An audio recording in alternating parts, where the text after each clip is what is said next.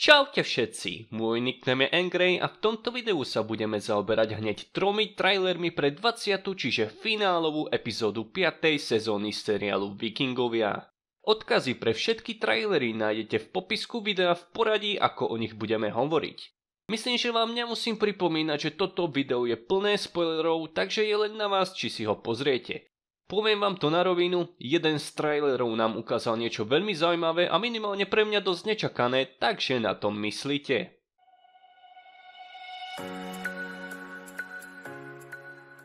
Prvý trailer, ktorý ste pravdepodobne už videli, sa začína so slovami kráľa Olafa. Zas a znova bude bojovať brat proti bratovi a svety budú zničené. Ďalej pokračuje Bjorn. A svety zhoria a bohovia zomrú. Posledné slovo skladačky zostalo pre Haralda. Ragnarok. Určite vás teda neprekvapí, že názvom tejto epizódy je práve Ragnarok, čiže koniec sveta v nórskej mytológii. Som veľmi zvedavý, ako sa naši vikingovia dostanú k tomuto rozhovoru. V poslednom čase sa seriál vo veľkom zaoberá názormi vikingov na rôzne vierovyznania a očividne s tým nemieni prestať. Keď tak nad tým uvažujem, je celkom zaujímavé, že takmer všetky trailery vydané pred začiatkom druhej polovice 5. sezóny v sebe uchovávali témy zániku a katastrofy. Musíme si uvedomiť, že tvorcovia týchto trailerov vedeli, čo všetko sa stane a preto by som neváhal tvrdiť, že sa nás snažili pripraviť na veľké finále tejto sezóny ešte predtým, ako vlastne začala. A pokiaľ mám v tomto pravdu, máme sa na čo tešiť. Predsa len to vyzerá, že celá epizóda bude jedna veľká bitka, poprípade viacero pokusov o dobitie Kattegatu. Veď uvidíme. Pokračujeme teda v traileri, v ktorom môžeme vidieť viacero rozdielnych štádií útoku jednotiek Haralda aj Olafa na Kattegat. Ako prvého môžeme počuť Bjorna, ktorý kričí na Aivara.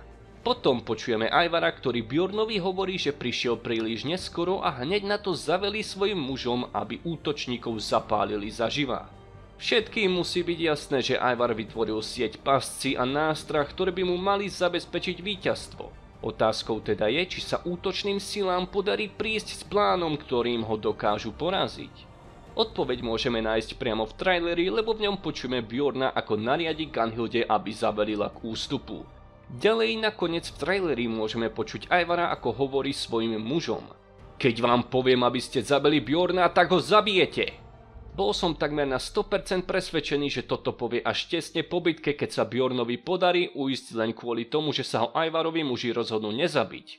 Ono v jednom z ďalších trailerov môžeme totiž Bjorna počuť, ako rozpráva k mužom, zrejme Ivarovým, a hovorí im, že on nie je ich nepriateľom, čo je úplne logické. Bjorn v Kattegate vyrastal a žil po dlhé roky. Je najstarší z Ragnarových synov, on nemá problém s obyvateľmi mesta, ale so svojím bratom. Na základe všetkých týchto informácií predpokladám, že útok bude prebiehať následovne. Najskôr sa útočníkom podarí prelomiť bránu a získať hradby. Bude ich to ale stať nesmierne úsilie a hlavne množstvo mužov, ktorí pri útoku padnú. Boj bude naďalej pokračovať až do bodu, kedy Ivar nejakým spôsobom získa prevahu, pravdepodobne svojich nepriateľov chytí do pasce a Bjorn spolu s Gunhildou budú nútení zoskočiť z hradieb a zaveliť k ústupu.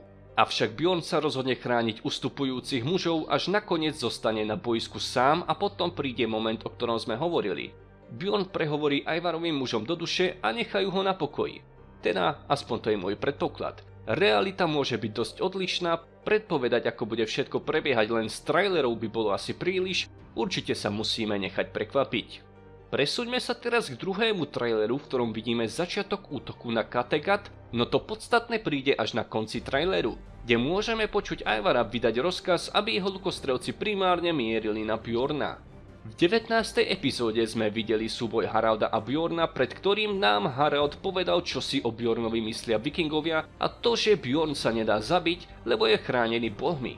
Podľa mňa je veľmi podstatné, že sme takéto slova počuli tesne pred príchodom finálnej epizódy. Väčšina z nás verí, že Bjorn prežije a tu máme dôkaz, že by tomu tak malo byť. Je to ako keby nám seriáloví tvorcovia povedali, že Bjorn je svätý a nič sa mu nemôže stať.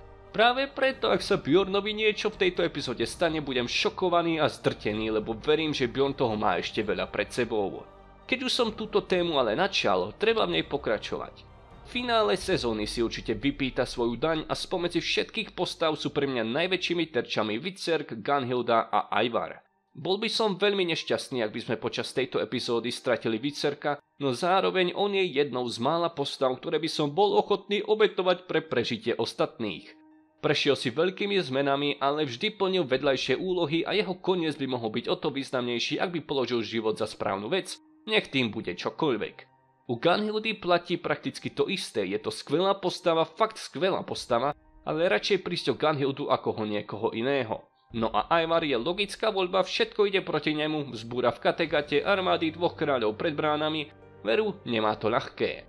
Skutočnosť je ale taká, že v tomto prípade viac ako inokedy by som si prial, aby žiadna z hlavných či významnejších vedľajších postav nezomrela, všetky majú čo ponúknuť, aj Ivar, ktorého sa nám po celú sezónu snažili tvorcovia znepriateliť, predstavuje geniálneho vojenského stratéga, ktorého v seriáli o vojenských výpravách proste chcete vidieť.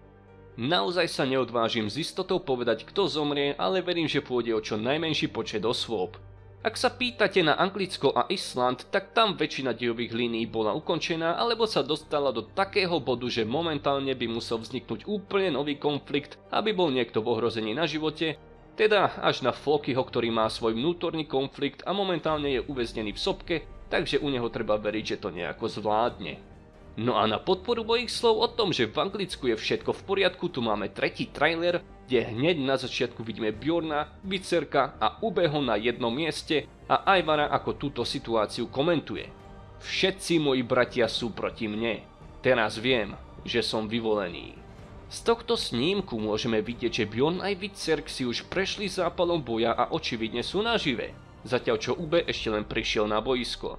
Dôvody príchodu Ubeho môžu byť rôzne, mohol sem prísť podporiť Bjorna a Witserka v ich vojenskom ťažení, alebo ich práve naopak presvedčiť o tom, že Kattegat za to nestojí a mali by sa s ním vydať do Anglicka, kde môžu žiť v miery. Alebo dokonca sem mohol Ube prísť, aby prehovoril Ivarovi do duše a povedal mu, že Ragnarov sen sa splnil.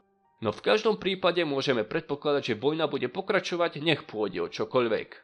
Trailer ďalej pokračuje so slovami kráľa Olafa. Bitka to bude divoká. A ja len dúfam, že tieto slová ju naozaj vystihujú. Na túto bitku čakáme už od začiatku sezóny. Tá, ktorú sme mohli vidieť v Anglicku, bola len predkrm oproti tomu, čo prichádza a nám zostáva len veriť, že nikto nebude sklamaný jej priebehom. No a dostávame sa k Bjornovej reči k Ivarovým vojakom o tom, že on nie je ich nepriateľom. Pôvodne som to nechcel úplne spomínať, ale všetky tie zábery Bjorna, ako kričí meno Ivara, vo mne silne evokujú, že Bjorn vyzve Ivara na súboj. Teraz môžeme čakať, že Ivar túto výzvu bude chcieť odmietnúť, predsa len má oproti Bjornovi značnú nevýhodu, aj keď už sme ho videli trénovať a aj bojovať a nebol neschopný, takže by to bol určite zaujímavý súboj, no netuším, či sa skutočne odohrá, ale rozhodne by to bolo skvelé zakončenie bratovražednej vojny. No a ešte na koniec traileru môžeme počuť opäť kráľa Olafa, ako hovorí Ivarovi. Maj zľutovanie, ty smrď ľudskosti! To nám len potvrdzuje, že Ivarove pasce budú veľmi kruté, nemilosrdné a hlavne smrteľné. No a ako bonus tu máme ešte 3 trailery, ktoré vyšli za posledné dni. Prvý z nich nám dodáva kontext k celkovej situácii. Jeden zo zvedov Ivara mu prinesie správy o tom, že videl 2 armády. Na čele jednej stojí Harald a Bjorn a na čele druhej neznámy kráľ spolu s Witserkom. V ďalšom traileri môžeme počuť Lagertu, ako hovorí o tom, že život je plný bolesti, ktorej sa nedá uniknúť.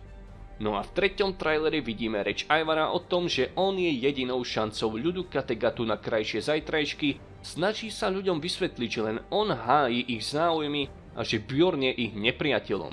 Práve tu môžeme počuť slová z Ivarových úst. Keď vám poviem, aby ste zabili Bjorna, zabijete ho. Takže podľa všetkého sa tento monológ odohrá pred bitkou, lebo môžeme vidieť obesených vzbúrencov Kattegatu, čo vôbec nie je pekný pohľad. Na záver by sa patrilo povedať, že posledných 9 epizód bolo skvelých, niektoré lepšie, iné horšie, videli sme veľa zvratov v dejových líniách a prakticky u každej postavy nastal významný vývoj ich charaktera. No zatiaľ sme mali možnosť sledovať iba jednu poriadnu bitku a to sa s príchodom poslednej epizódy určite zmení. Takže ja pevne verím, že sa vám toto video páčilo. Ak áno, nezabudnite ho ohodnotiť palcom hore a odoberať môj YouTube kanál, aby ste neprišli o tie ďalšie. A takisto budem veľmi rád, ak mi napíšete, čo vy očakávate od finálovej epizódy dole do komentárov.